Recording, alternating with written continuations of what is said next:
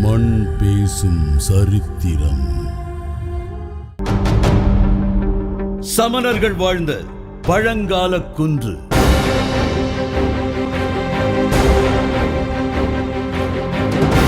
சோழர்களின் போரை சொல்லும் பாறை கல்வெட்டு.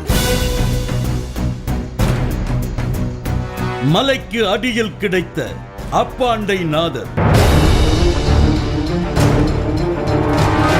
சமண தலங்கள் பேசும் சரித்திர பின்னணிகள்.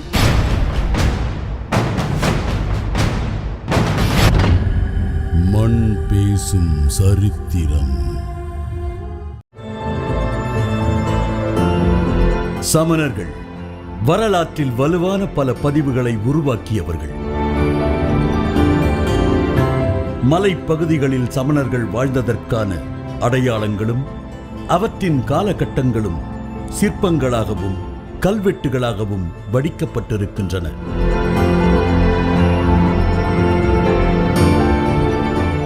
இவை சமணம் பற்றிய வரலாற்று ஆய்வுகளில் முக்கிய பங்கு வகிக்கின்றன. இவற்றில் ஒன்றாகத்தான் விழுப்புரம் மாவட்டத்தில் உள்ள சோழபாண்டியபுரமும் விளங்குகிறது.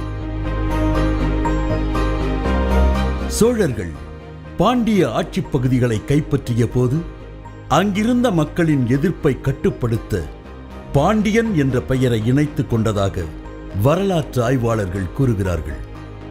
இந்த நிலையில் குன்றுகள் சூழ்ந்த சோழ பாண்டியபுரத்தில் சமணர்கள் வாழ்ந்ததற்கான அடையாளங்களை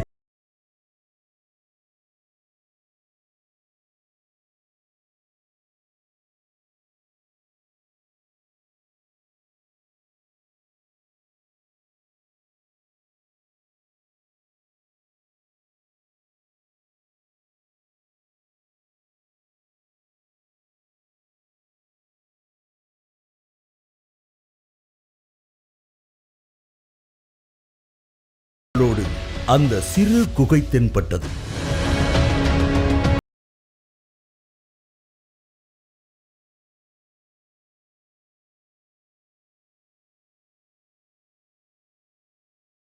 தீர்த்தங்கரர்களின் சிலைகள் தனியாகவும் பாறையில் புடைப்புச் சிற்பங்களாகவும் தென்பட்டன.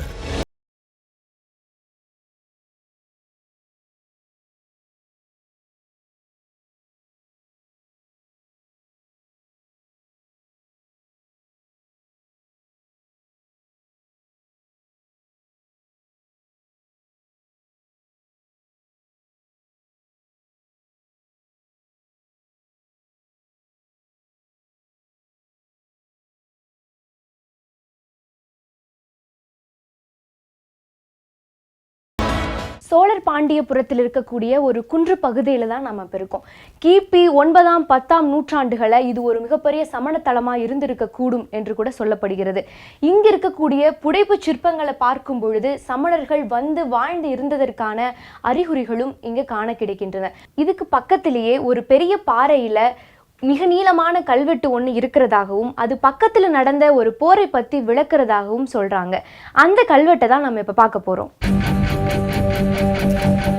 அங்கிருந்த முதியவரிடம் கல்வெட்டு பொறிக்கப்பட்ட பாறை பற்றி கேட்டோம். ஐயா, இங்க ஒரு பெரிய பாறை கல்வெட்டெல்லாம் இருக்குன்னு சொன்னாங்களே, அதெல்லாம் இங்க இருக்குங்களா? இருக்குங்களா? காட்ட முடியுமா?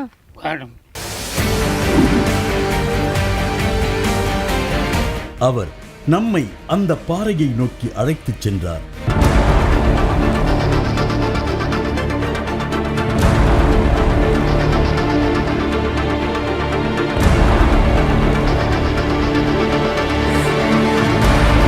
ஒரு இடத்தில் மிக பெரிய பாறையில் கிறந்த எழுத்துக்களால் அந்த கல்வெட்டு பொறிக்கப்பட்டிருந்தது.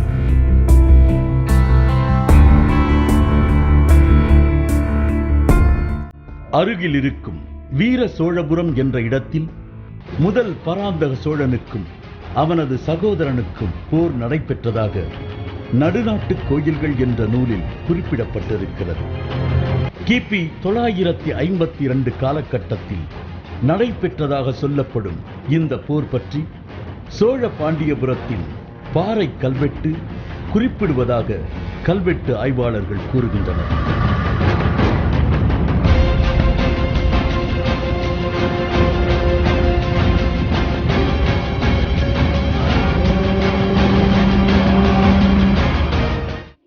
கல்வெட்டு 11ஆம் நூற்றாண்டை சார்ந்த கல்வெட்டா இருக்கு.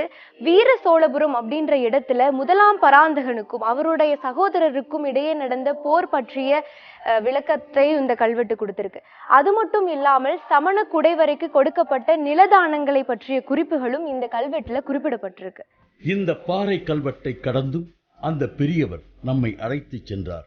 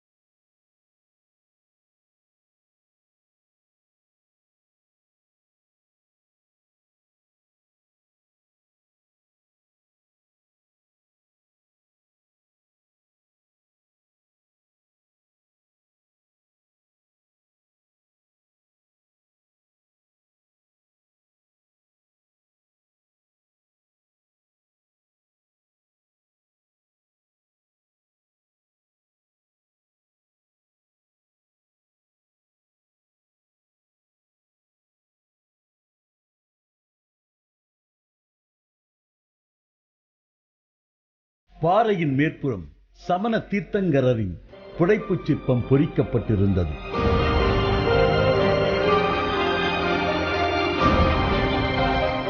பாறைகளால் சூழப்பட்ட இந்த பகுதிகளில் சுமார் 1100 ஆண்டுகளுக்கு முன்பு சமணர்கள் வாழ்ந்திருக்கிறார்கள் என்பதை கல்வெட்டு ஆய்வுகள் மூலம் அறிந்து கொள்ள முடிகிறது.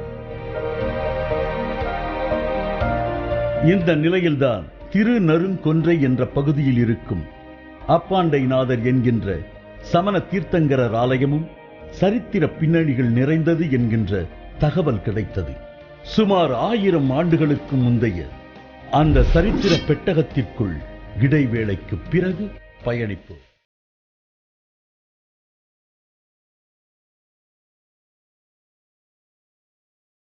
திருங்கொன்றை விழுப்புரம் மாவட்டத்தில் இருக்கும் இந்த பகுதி ராஜராஜ வளநாட்டில் இருந்த 22 நாடுகளில் கீழ்கொன்றை என்று குறிப்பிட்ட இடமாக சொல்லப்படுகிறது.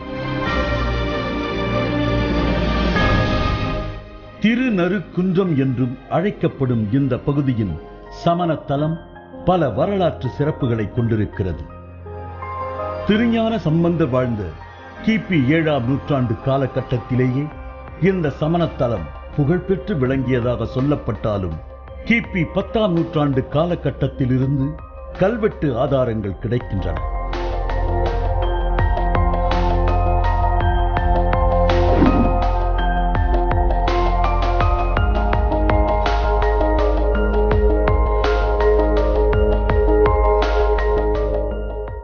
அர்ச்சகர் பரத சக்கரவர்த்தி பல்வேறு விளக்கங்களை கூறியபடி ஆலயத்திற்குள் நம்மை அழைத்துச் சென்றார். இப்ப பைரவர்னா சிவாலயங்கள்லயும் இருக்கும். இப்ப இந்த சமண கோயில்லயும் இருக்கு இல்லையா? எல்லா கோயிலும் பைரவர் உண்டுமா. சேத்திர பாரகன் சொல்லுவாங்க, பைரவன் சொல்லுவாங்க. அவங்க கிட்ட பர்மிஷன் வாங்கி நம்ம மேல போறோம். இங்கு அமைக்கப்பட்டிருக்கும் படிகள் பற்றியும் அவர் விளக்கினார். இது வந்து மற்ற படியுமா 51 படி. இந்த 51 படிக்கும் 48 பக்தாமரம் கணக்கு. அதுக்கப்புறம் ரத்னதிரயம் சொல்லிட்டு சமயக் ஞானம், சமயக் தரிசனம், சமயக் அரிசனம் வடமொழியில் சொல்லுவாங்க. தமிழில் சொன்னால் நல்ல ஆனம், நஞ்ஞானம், நற்காட்சி, நல்லொழுக்கம் அப்படின்னு சொல்லுவாங்க.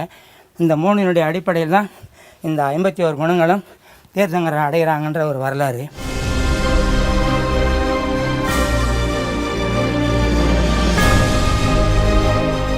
ஐம்பத்தி ஒரு படி பார்த்தேன் இல்லைங்களா? இது வந்து 5 படியை குறிக்கும். அதாவது ரத்னத்திரயம் அதில் 3, இதில் வந்து 5 பஞ்ச நமஸ்காரம்னு சொல்லுவாங்க. அதாவது இந்த 5 பஞ்ச நமஸ்காரத்தை கொண்டு தான் சாதாரண மனுஷனாக இருக்கிறோம் தீர்த்தங்கரை வரணும்னா இந்த 5 உதவி தேவை. அரகந்தானம், சித்தானம், ஆயுர்யானம், உபச்சாயானம், நம்மோடைய சபசாகனம், அது 5 தேவை. அதுக்கப்புறம் இது தச தர்மத்தை குறிக்கும். ஞானாவரணியும் தர்சனாவரணியும் வேதனையும் மோகனையும் ஆயுஷ்யம் நாமம் கோத்திரம் அந்தராயம் இந்த 10 கர்மங்களையும் இது குறிக்கும். மலை உச்சியில் அமைக்கப்பட்டிருக்கும் இந்த ஆலயம் மிக பெரிய பரப்பளவை கொண்டிருந்தது.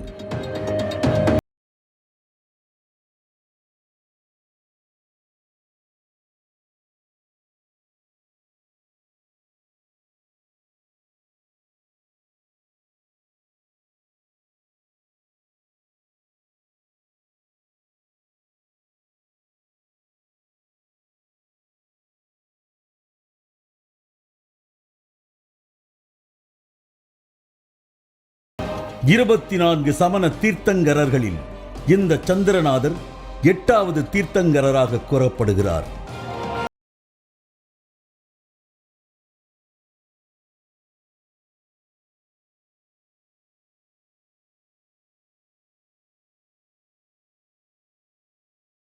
இப்போ நம்ம பார்த்தங்கிறமே அவர் வந்து சந்திரநாதர், 8வது தீர்த்தங்கரர், சந்திர பிரபர் அப்படின்னு பேருங்க.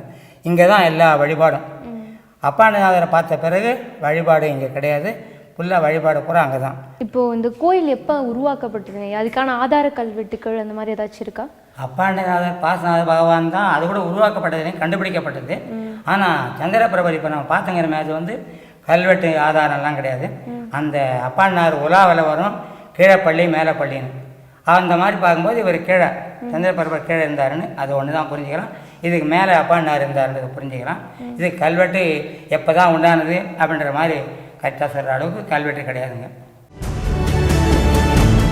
சந்திரகிரிநாதர் ஆலயத்தின் பின்பகுதியில் இருக்கும் மண்டபத்தில் தல புராணத்தை விளக்கும் ஓவிய காட்சிகள் தீட்டப்பட்டிருக்கின்றன.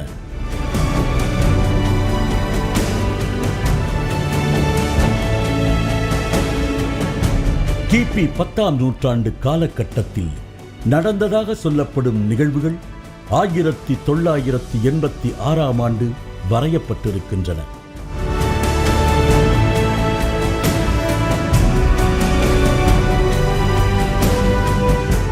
வேடுவன் தனது மனைவியோடு இந்த மலைக்கு வந்து மலை முகட்டில் கபிலை கிழங்கை தோண்டும் போது கடப்பாறைப்பட்டு திடீரென கண் தெரியாமல் போனதாகவும், பிறகு அந்த இடத்தில் பார்சுவநாதர் என்கின்ற 23வது தீர்த்தங்கரரின் சிற்பம் கண்டெடுக்கப்பட்டதாக சொல்லப்படுகிறது.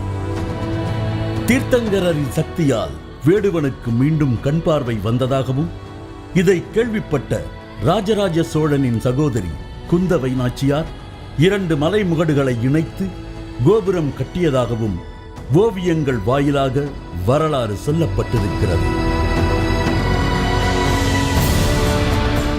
இந்த 24 தீர்த்தங்கரில் பார்சுநாத பகவான் தான் அப்பாண்டிநாதர். ஆனால் அப்பாண்டிநாதன்ற பேரால் வழிபட காரணம் என்னன்றதை இந்த படத்தை பார்த்து புரிஞ்சுக்கலாம். முதல் முறையாக வேடுவனும் மனைவியும் கோயிலுக்கு வராங்க. 2வது வந்து குகையை நம்ம பார்க்க போகிறோம், இன்னும் பார்க்கல. அந்த குகை மேலே நின்று பார்க்குறாங்க. நின்று பார்க்கும்போது அங்கே தீர்த்தங்கரர் தெரியுது, மலை தெரியுது. அந்த மலையில் போனால் மலை மேலே பலமான செடி தெரியுது. அந்த செடி என்னவாக இருக்குன்னு கிட்ட போய் பார்க்குறாங்க. அது வந்து அப்போ கபிலைக்கிழங்குன்னு பேர். கல்வெட்டில் பார்த்தீங்கன்னா கபிலைக்கிழங்குன்னு தான் எழுதியிருக்கோம். இப்போ வந்து மரவள்ளிக்கிழங்கு குச்சிவள்ளிக்கிழங்கு பேர் சொல்லிக்கிறோம். அந்த கிழங்கு நல்லா வளமாக இருக்குது. அதை தோண்டணும் சாப்பிடணும்னு ஆசைப்பட்டு என்ன பண்ணுறாங்க, கடப்பாறை போட்டு தோண்டுறாங்க. கடப்பாறை போட்டு தோண்டும் போது கடப்பாறை வந்து பகவானுடைய முழங்கால் முட்டியில் பட்டுடுது. பட்டு கொஞ்சம் லேசாக சில்லியாகிடுது. அவருக்கு கண் தெரியல. அவர் மனைவி கிட்ட சொல்கிறார், அம்மா இந்த மாதிரி எனக்கு கண் தெரியலையே அப்படின்றாரு. அப்படியே அப்படின்னு சொல்லிட்டு அவங்க என்ன பண்ணுறாங்க, மண்ணெல்லாம் சுத்தம் பண்ணி பார்க்குறாங்க. பகவானுடைய உருவம் தெரியுது. இங்கே ஒரு சாமி சிலை இருக்குது அப்படின்னு அந்த அம்மா சொல்கிறாங்க. அப்படியே அப்படின்னு சொல்லிட்டு அவர் தான் என்ன பண்ணுறாரு, அப்பாண்டநாதர் அந்த பேரே கொடுக்குறாரு. சகசிரநாமம்னு 1008 பேர் வழி வருதுங்க. அந்த 1008 அப்பனே ஐயனே அப்பாண்டிநாதனே அப்படின்னு பேரெலாம் வரும். மாதிரி எனக்கு பேரை கண்ணை கொடுங்க அப்படின்னு வேண்டிக்கிறாரு.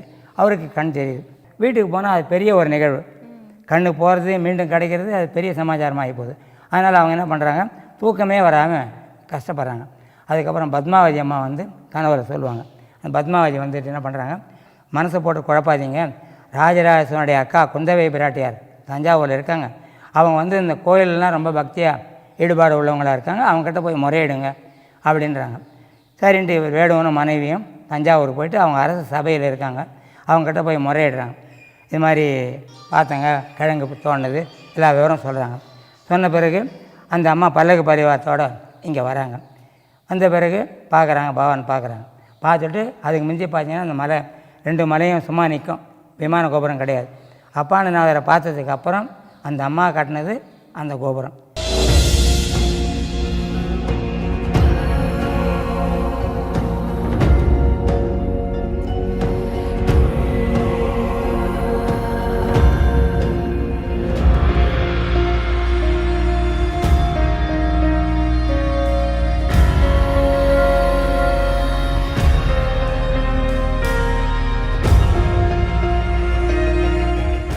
இந்த கோபுரத்தை கட்டும்போது மண் தோண்டி எடுக்கப்பட்ட பகுதி குந்தவை நாச்சியார் ஏரி என்று இன்றளவும் அழைக்கப்படுகிறது.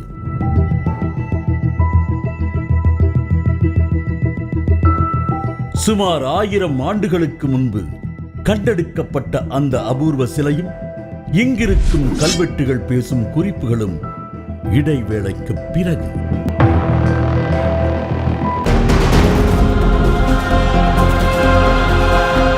ஓவிய காட்சி மண்டபத்தில் இருந்து கீழ்ப்பள்ளியின் வலப்புறம் சென்றோம்.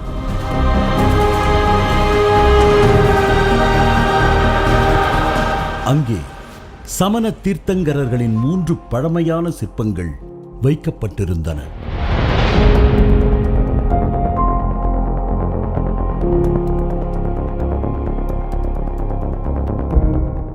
வர்த்தமான தீர்த்தங்கரர்கள், வர்த்தமான சுவாமின்னு சொல்லுவாங்க, மகாவீரன்னு சொல்லுவாங்க. கடைசி தீர்த்தங்கர் ஜெயன சமய கடவுளில் ஆதி பகவான் பிஷப தீர்த்தங்களில் ஆரம்பித்து 24வதோடு முடியும். மகாவீரர்னு சொல்லுவாங்க. வர்த்தமான சுவாமி ரொம்ப பழமையானதுங்க. இவர் 19வது தீர்த்தங்கராக வருவாருங்க. மல்லிநாதர் பேருங்க. இது சந்திரநாதர், அது 8வது தீர்த்தங்கரர். இவற்றை கடந்து செல்லும் போதுதான் மேலப்பள்ளி என்கின்ற அந்த குகைக்கான வழி செல்கிறது.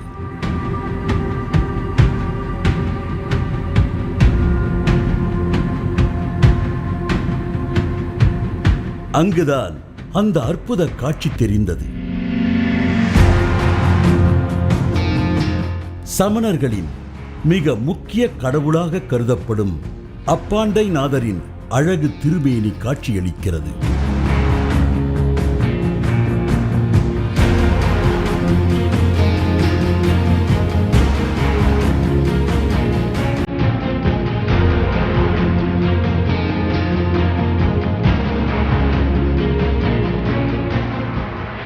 சுமார் 1000 ஆண்டுகளுக்கு முன்பு வேடுவனால் கடப்பாறை மூலம் ஏற்படுத்தப்பட்ட அடையாளம்தான் அப்பாண்டைநாதரின் முழங்கால் பகுதியில் தென்படும் கோடுகள் என்று கூறுகிறார்கள். தமிழ்நாட்டினுடைய ஜெயினர்களின் உயிர் நாடியே இவர் தான்.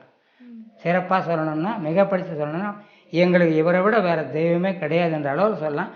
ரொம்ப சிறப்பான தெய்வம் அப்பாண்டைநாதர். ஆனால் இவருடைய பெயர் பார்சநாத பகவான். புராணங்களில் பார்சநாத பகவான் தான் வரும்.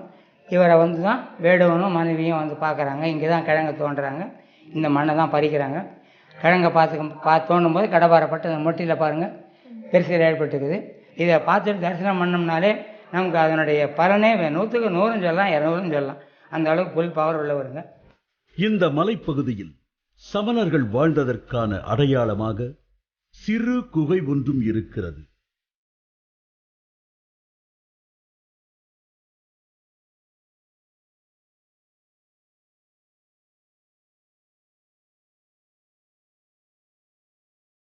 அந்த குகைக்குள் சமண படுக்கைகள் தென்படுகின்றன.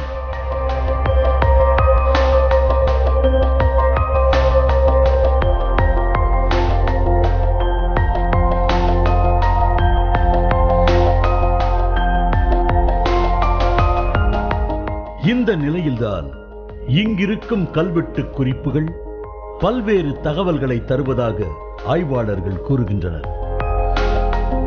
கீழப்பள்ளியின் நுழைவாயில் முன்பாகவும் ஓவிய காட்சி மண்டபத்தின் அடிப்பகுதியிலும் நிறைய கல்வெட்டுகள் இருக்கின்றன.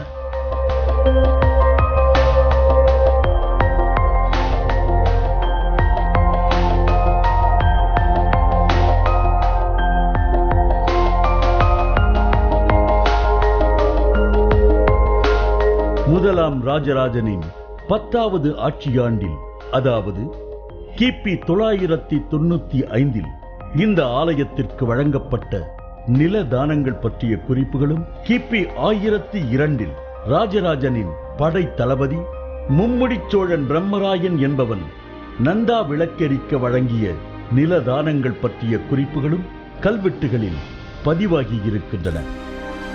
இதேபோல் முதலாம் குலோத்துங்கன், மாரவர்மன் விக்கிரம பாண்டியன் உள்ளிட்ட அரசர்கள் இங்கிருக்கும் மேலப்பள்ளி கீழப்பள்ளி ஆலயங்களுக்கு அளித்த நில தானங்கள் உள்ளிட்ட பல வகையான குறிப்புகளும் கல்வெட்டுகளில் காண கிடைக்கின்றன. இந்த கோயிலில் 37 கல்வெட்டுகள் இருக்கின்றன. அவை இந்த கோயிலுக்கு பார்சுவநாதருக்கும் சந்திரநாதருக்கும் வழங்கப்பட்ட நிபந்தங்கள், அதாவது பொன் வழங்கியமை, நிலங்கள் வழங்கியமை போன்ற தானங்களை குறிக்கிறது. ராஜராஜ சோழன் நலம் வேண்டி அவனுடைய படைத்தலைவன் இந்த கோயிலுக்கு நிபந்தமாக 10 மா நிலம் வழங்கியிருக்கிறார். இந்த கோயிலில் தேவைப்படக்கூடிய வழிபாட்டு செலவுகளுக்காக நிறைய நிலங்களும் பொன் தானங்களும் ஆடுகளும் பசுமாடுகளும் வழங்கப்பட்டிருக்கின்றன.